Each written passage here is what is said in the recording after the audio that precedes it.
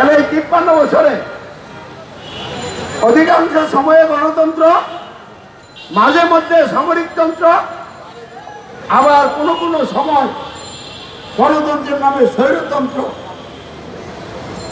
এই যে তন্ত্রগুলো, এগুলি আসলে কি? যে কোনো বিষয়কে আপনি ঠিক না ব্যাটিং নির্ণয় করতে হলে ঠিক ব্যাটিং নির্ণয়ের জন্য একটা মানদণ্ড লাগবে কিনা, মাপকাঠি লাগবে কিনা। সেই মাপকাঠিটা হচ্ছে আল্লাহ তাআলা আসমানি কিতাব আল কোরআন। এই আল কোরআন হচ্ছে কোনটা ঠিক আর কোনটা ব্যাঠিক সেটা মাপার মাপকাঠি। কোরআন যেটাকে ঠিক বলবে ওইটাই ঠিক, আর কোরআন যেটাকে ব্যাঠিক বলবে ওইটাই ব্যাঠিক।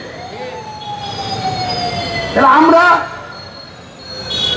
কারো মত, কারো চিন্তাধারার আলোকে কথা বলছি না, সরাসরি শ্রেষ্ঠ আসমানি কিতাব, নিঃসন্দেহ কিতাব, এই কিতাবটা যেমনটি আল্লাহ নাজিল করেছেন এমনটি পৃথিবীতে এখন আছে, সেই কিতাবের উদ্ধৃতি দিয়ে বলছি। সেই কিতাব বলছে আসমান সমূহের জমিনের, আসমান সমূহ এবং জমিনের মধ্যে এবং আসমান সমূহ এবং জমিনের মাঝখানে যা কিছু আছে সব কিছুর মালিকানা একমাত্র আল্লাহর জন্য নির্দিষ্ট। তিনি সার্বভৌমত্বের একমাত্র মালিক। তিনি সৃষ্টি করেছেন, তিনি সৃষ্টি জগতের জন্য আইন বিধান দিয়েছেন। তার আইন বিধানের বিপরীত যত রকমের আইন বিধান ব্যবস্থা আছে সব জাহেলিয়া। আল্লাহ তার জীবন বিধান ইসলামের মূল কথাই হলো মানুষের সমাজ রাষ্ট্র গঠন ও পরিচালনা সহ জীবনের সকল ক্ষেত্রে, প্রতিটি ক্ষেত্রে সার্বভৌমত্ব আইন বিধান নিরঙ্কুশ কর্তৃত্ব একমাত্র আল্লাহর, কোন মানুষের নয়।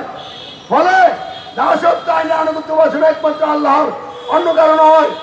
এবং এই বাস্তবায়নে শর্তহীন আনুগত্য, অনুসরণ, অনুকরণ একমাত্র হযরত মুহাম্মদ সাল্লাল্লাহু আলাইহি ওয়াসাল্লামের, অন্য কারো নয়।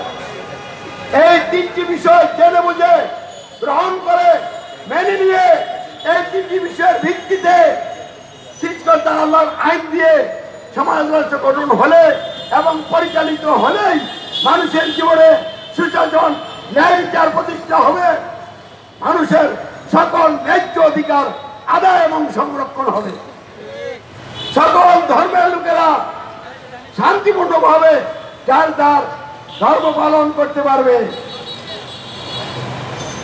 ফলে সমাজ এবং রাষ্ট্র দুর্নীতিমুক্ত হবে, বৈষম্যমুক্ত হবে, কল্যাণকর সমাজ রাষ্ট্রে পরিণত হবে। কিন্তু যদি মানুষ নির্বোধের মতো ইবলিসের চক্রান্তের শিকার হয়ে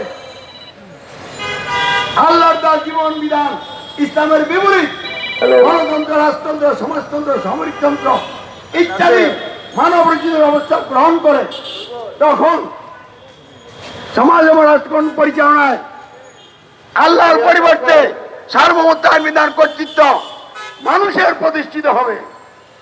আল্লাহর আইন বিধানের আনুগত্যের পরিবর্তে মানুষের বানানো আইনের আনুগত্য প্রতিষ্ঠিত হবে।